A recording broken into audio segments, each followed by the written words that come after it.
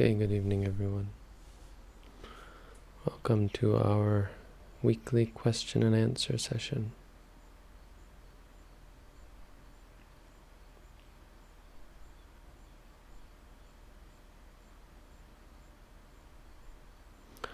We have a bunch of questions, a bunch of good questions. Some of them I think might have fairly quick answers. Others, well, we'll see. But we'll get right into it.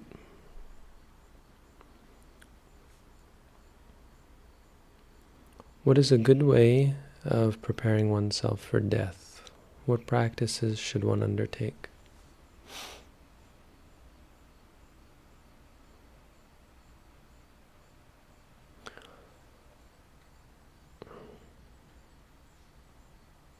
I guess the question here is kind of concerned with that moment of death, right?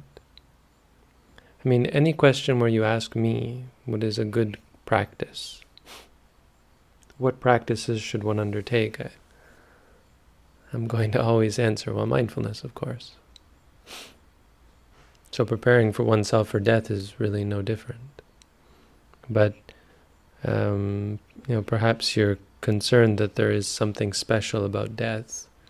And so what do you do to prepare yourself for something very specific? Or are there any nuances that you should be concerned with? Hey, are you here to stay with us? Okay. You look very familiar. Okay. Welcome.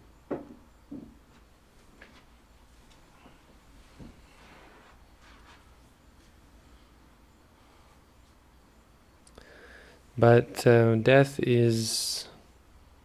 this is the important thing in Buddhism to understand about death. Death is only another moment in time. Yes, there are some very specific things that happen that are different from things that happen during life. But they're still just things that happen. And the important part of this very vague things that happen is the reactions to those things that happen. Whatever happens during death, mindfulness is still going to be the most important. That being said, life isn't just meditation. And so while it's still true that the most important thing in my mind is going to be mindfulness, there are intellectual sorts of exercises that help put you in the right frame of mind, like reflecting on death. Remembering that you're going to die all the time, Do that daily, the Buddha said. You should be always aware of the fact that we're going to die. Otherwise, you'll be caught off guard and you're much more likely to be unmindful. What do I do? What do I do? It's happening. Because you weren't familiar or ready for it, right? Other things you can do is do lots of good things in this life, so you won't be afraid of death. What might happen to me? Well, you're not afraid of that because you know you're a good person. You know you've developed good things. But the best thing is still mindfulness. Oh, another thing about that is the Mahasi Sayadaw wrote a commentary on the Pura Bheda Sutta. So I recommend reading that if you're interested. It's the English is not great, but still worth reading in my mind.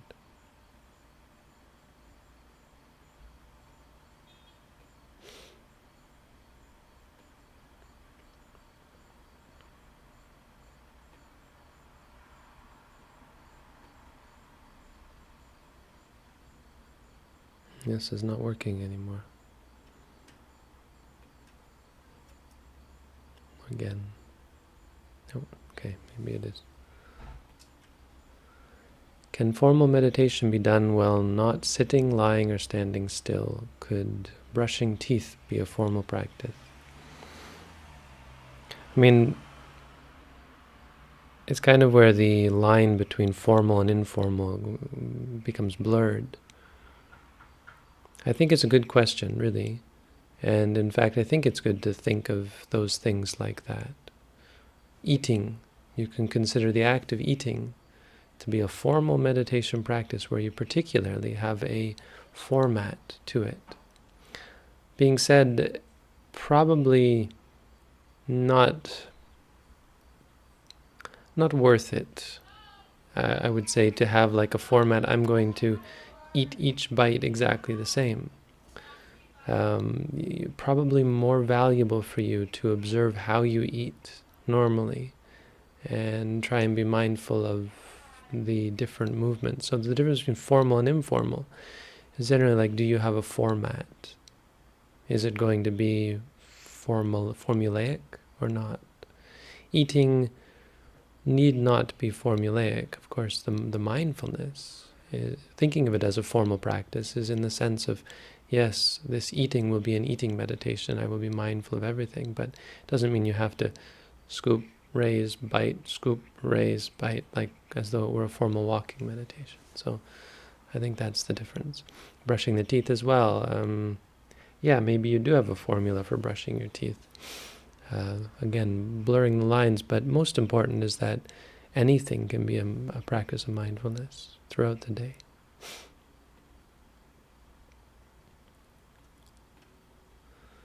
So our instructor course, do we officially authorize lay people to teach? Do we personally place value on the idea of a lineage of authorized teachers?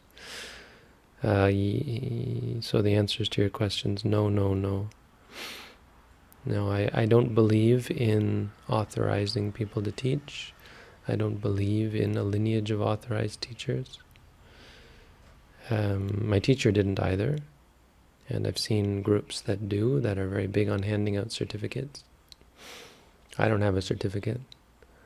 But I did spend a year sitting at my teacher's feet. And I think I got quite knowledgeable about his meditation practice. I mean, he's told other people after doing the foundation course or maybe the advanced course that they should go and teach people. Yeah, spread the teaching. It's good. However you learn to teach others in that way. It's important. I mean, when you authorize people, wow, ego becomes a real issue. As soon as someone thinks of themselves as a teacher, lots and lots of problems there.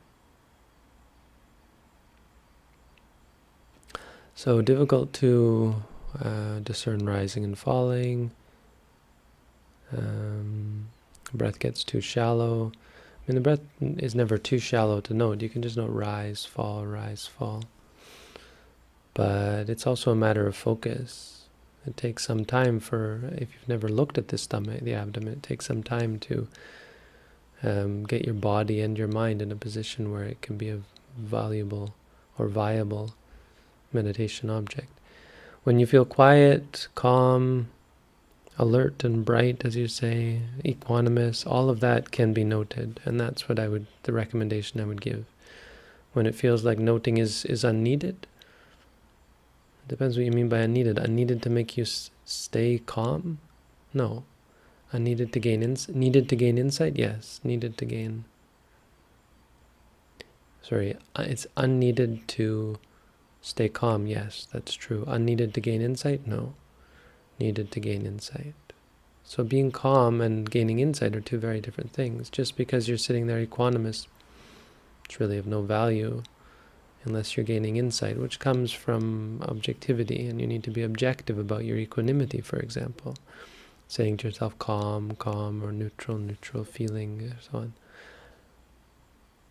That's a common problem. People feel like the noting is just stopped. There's nothing to note. No, you should note all those things that you're talking about, because it sounds like there's actually a lot going on. If you like it, you would note liking. But I do recommend, if you can, to try and find the stomach. It's a very good general object of meditation. If we are reborn based on the karma, how can animals be reborn as people if they kill to live? Yeah, I mean, the answer, as you may suspect, is that they have a very hard time doing so. This isn't a fair game where there's somebody saying, oh, I know you have to eat to live, so you have to kill to live, so that's okay, you can still become human. No, it's like there's no God. This is not a fair game. If you're in that position, I mean, it's reality. If you're killing, you're not going to cultivate good karma.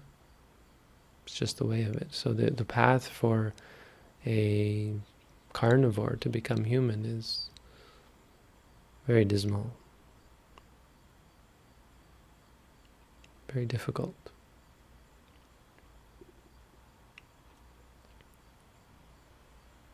Of course, they got themselves in that position. It's all very fair, actually.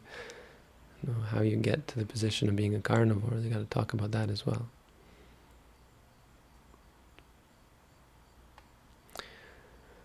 When you're thinking and you're drawn into it, and then you aren't of course able to note when you're thinking because you're lost in thought. Once you come back, note that you were thinking by saying thinking. Mindfulness or sati is just remembering that it is what it is, reminding yourself. So what happens after you come back is maybe you react to it saying, oh, I was thinking a lot, or maybe you continue on with the thinking, or however. We're just replacing that with a reminder. It was only thinking. So it's always going to be technically after the fact. That's not a problem. Mindfulness is about reminding yourself. So just say to yourself, thinking. Or even just knowing when you have this consciousness, I was thinking, you can say knowing, and focus on that thought. Modern science tells us that insufficient sleep can lead to increases in risk for serious health conditions, including Alzheimer's. And traditional Buddhist advice seems to encourage sleep deprivation. What's the sensible thing to do? The sensible thing to do is to sleep as much as is healthy, is best for you, which is really just not saying anything, I suppose, but it's important because the answer there is that an intensive Buddhist meditator is nothing like the people in those studies that tell you that it leads to Alzheimer's and etc., etc. Those people are people who need very little sleep, if any.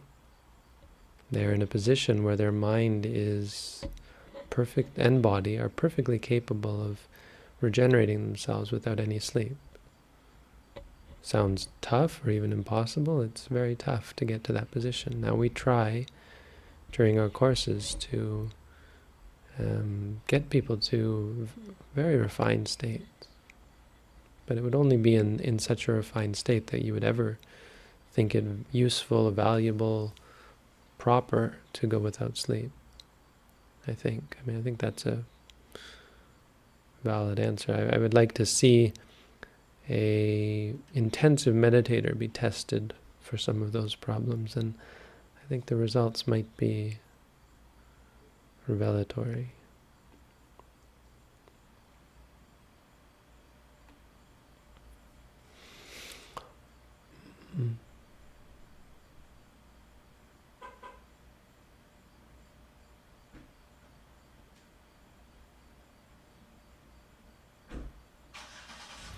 When we walk during the day, is it best to try and walk slowly, or should you just keep to ordinary movements? I mean, you just have to be mindful, so the technical aspects are not the most important thing, but practically speaking, yeah, I think it would be best just to say left, right, left, or right, left, rather than actually trying to break it down. It becomes... It's not wrong if you were to go very slowly, if you were trying to make everything into mindfulness. There's something, especially for new meditators, but just in general, there's something useful about trying to be mindful during natural movements, during the movements that are familiar to us. So it's actually potentially a good thing to move at normal speed, instead of trying to say, okay, I have to go to the washroom, lifting, placing, or so on. It's actually in some ways more beneficial to make it a natural movement, because it helps you be mindful in what's familiar to you. It helps you learn about the way your mind works. But either way, there are different styles, and I think both are valid. And depending on the individual, really, one might be more valuable than the other. But I don't think either is really the most important thing to concern yourself with. According to brain scans, this is always a problem thing to say, because it's always very vague and general. When you say, according to brain scans, X, Y, Z, to convince me, you have to be very specific. And this kind of statement is made about things that have certainly never, ever been verified through brain scans. It's often used in proper ways, to say things, but this statement is problematic. You say, according to brain scans, there is an area of the brain in charge of consciousness. That statement is just loaded with problems.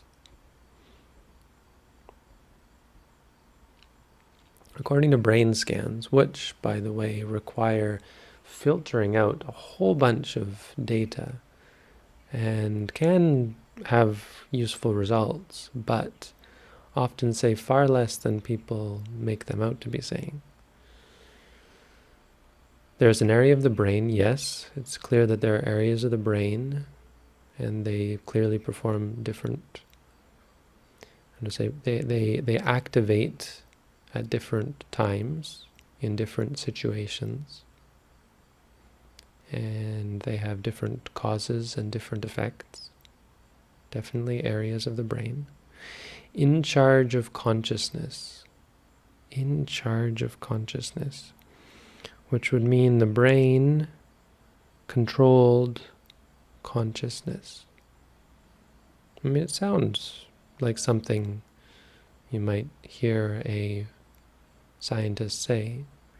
There's a problem with it, though. I mean, there are studies that say all sorts of different things, and there's some interesting studies about times when the brain is completely inactive, with no measurable brain activity in any of the areas you're talking about, in any of the areas whatsoever, and yet consciousness is still verified. Near-death experience is a common one. But then your question, actually, I don't quite understand, but I assume you're trying to ask, something about, isn't consciousness just the brain? Isn't the mind just the brain? And I've answered this many times, of course, in different ways and at different lengths, but simply I would say that what I've said many times is that the brain doesn't even exist. Brain is just something that we observe. If you affect the brain, mind is affected, absolutely. Mind and brain appear to be intertwined, but what you're actually talking about is not quite clear, because brain is just, it's matter, which we still don't actually know everything there is to know about. I mean, we know that there are things like cells and molecules and atoms and subatomic particles, but we're still not entirely clear about what any of this is. And we're very generally ignorant of the context within which the physical realm is situated, which is in experience. Like, you have to actually experience all of this in order to even make observations, in order to say there is the physical realm whatsoever. You need consciousness. So to say that the brain creates consciousness is really putting the cart before the horse. You require consciousness to even make those observations, to even have a concept of the physical realm. Right? All of these observations that we make we could be being tricked. We could be in a simulation, and there are scientists checking to see, oh, what if we do it like this, and what if we do it like that? We don't really have any valid way of verifying anything. All we can verify is that there is consciousness, so it actually comes first. It's more complicated. I mean, generally, I would say forget about such questions and work on what's in your best benefit. Learn about what's in your benefit. What's to your benefit? Your best interest.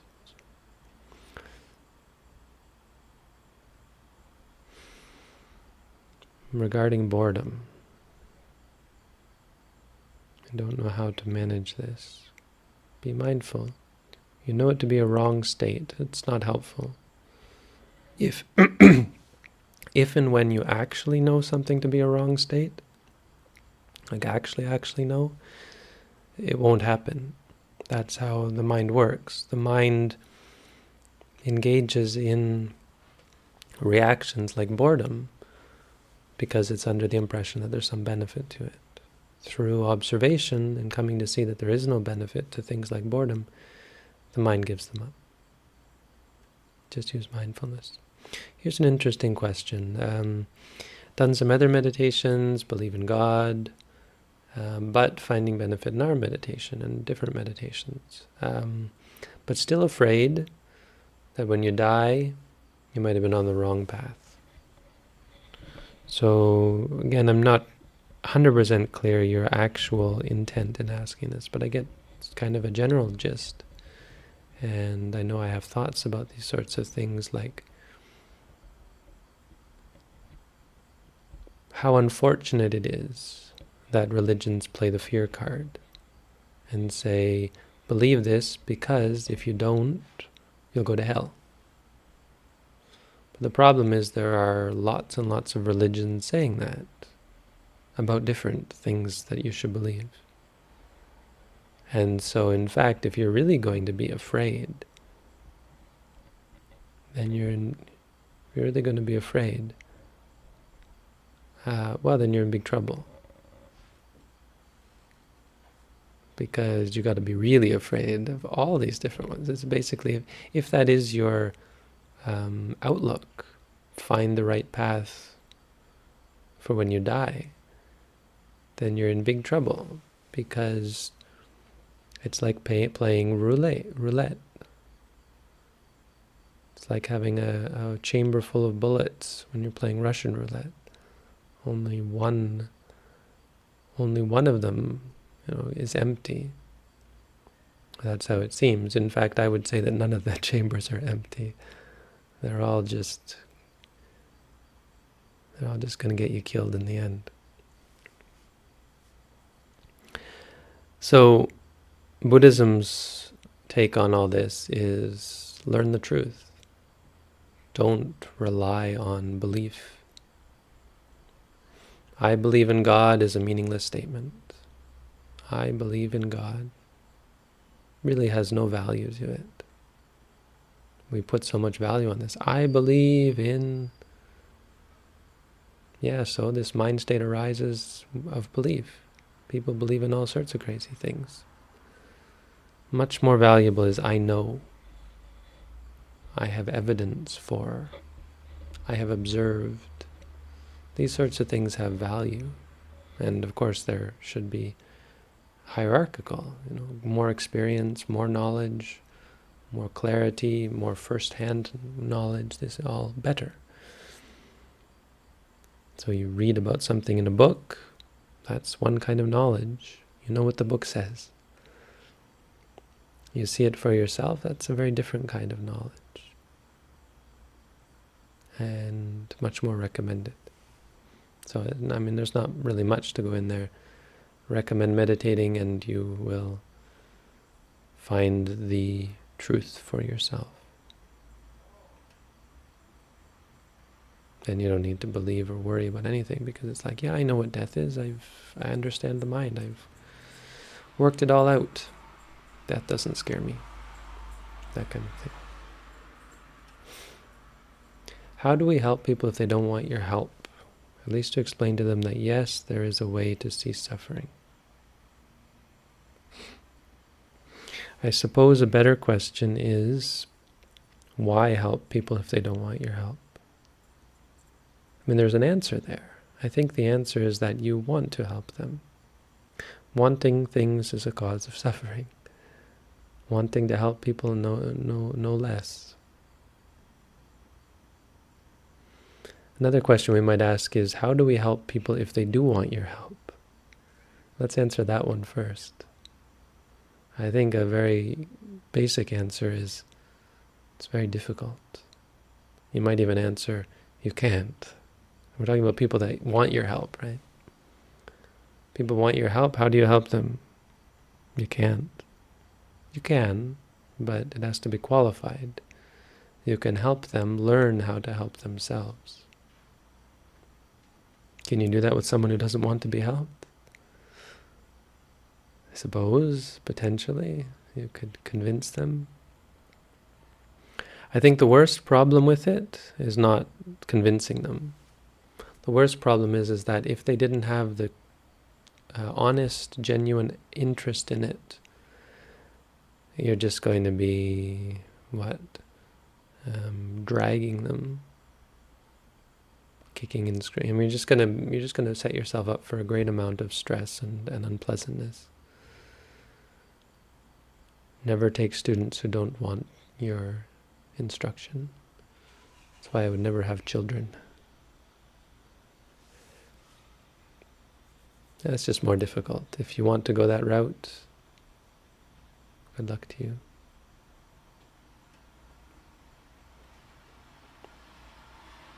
I don't really get this question.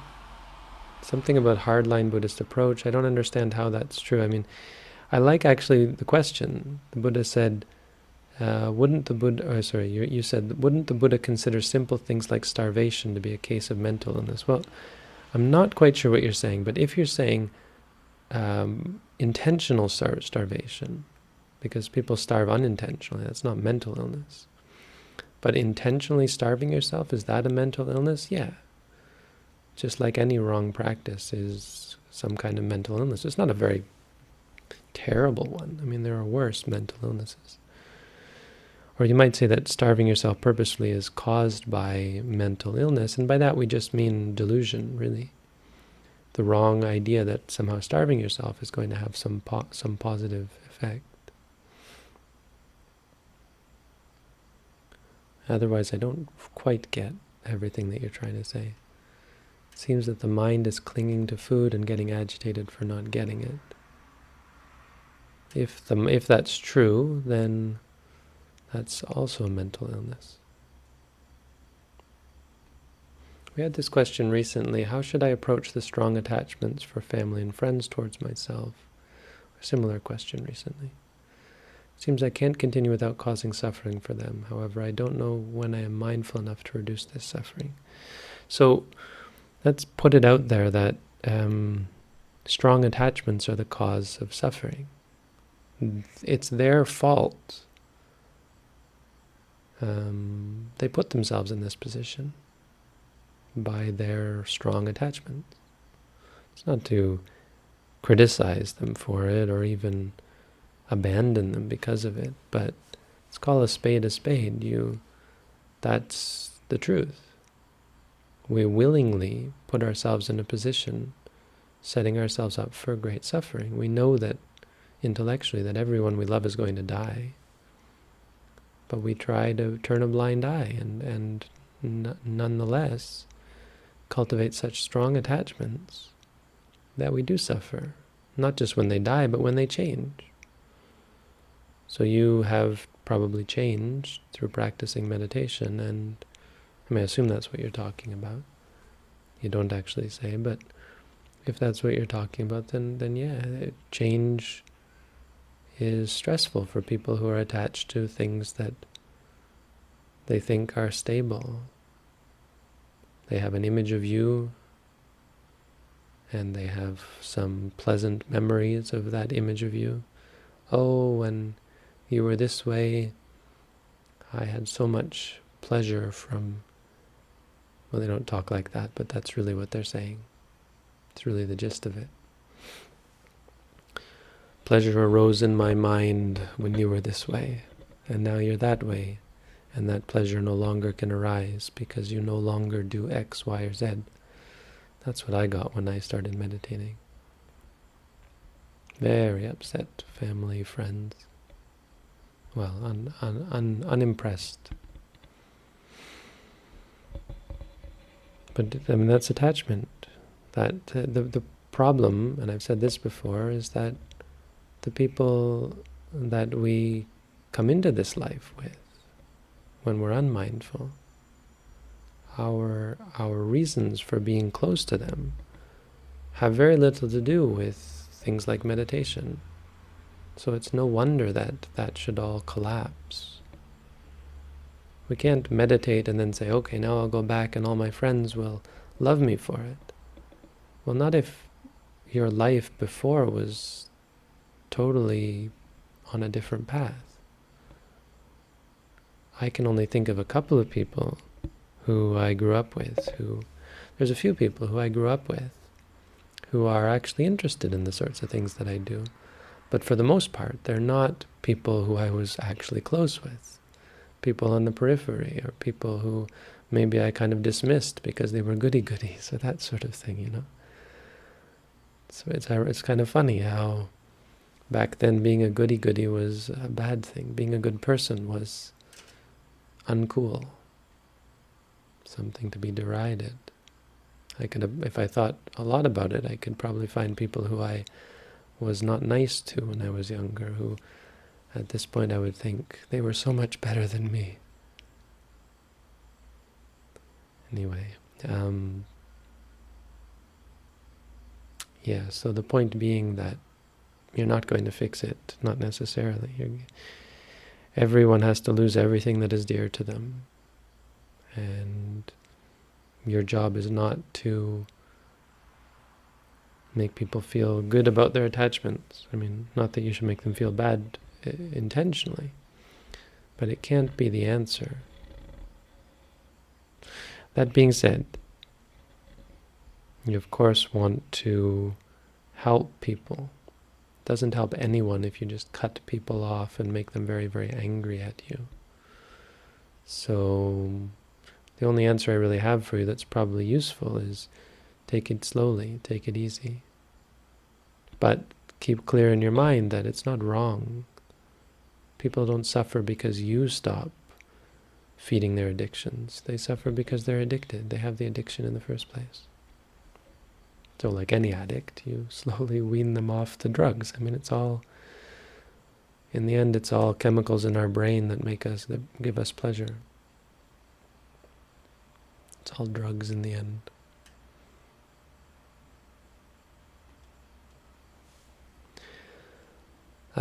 This question I maybe should just not really answer. Consciousness, some say consciousness leaves the body when it dies. So consciousness being the root of everything, really. It's not that the consciousness leaves the body, it's that the body dies and is no longer like the thing that the mind clung to, so the mind abandons it. The mind rejects it because the body is no longer familiar. I mean, it happens during accidents, during near-death experiences, because the body again shuts down, stops being familiar, and so there's a jolt, and the mind is jolted out of it. It happens in out-of-body experiences when you get into states where you're disconnected from the body, and the mind is able to jolt out of it, and that sort of thing. But consciousness difference between alive and non-alive, if you're talking about physically, no, the consciousness stays the same, doesn't matter what happens to the body, basically. Oh, and here we have new questions. Oh, we have a bunch of new questions.